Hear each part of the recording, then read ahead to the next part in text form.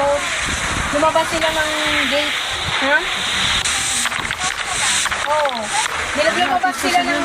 Ay, ewan ko lang. Ano na. Tapos na ba, Dre? Mukha mo?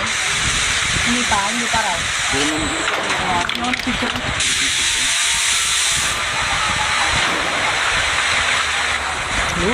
Paglabas ko pagpaba ko ng motor, labas sila ng gate, dalawa sila ni David, oh.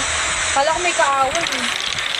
Anong gamot to? Ba't ginawa? Okay na yung driver ko, matabesa ko yung kita mabunggo. Ayaw ko sa pangang, sabi ko, hindi ka alis kuya, putay ka talaga sa akin. Nakikipag naman.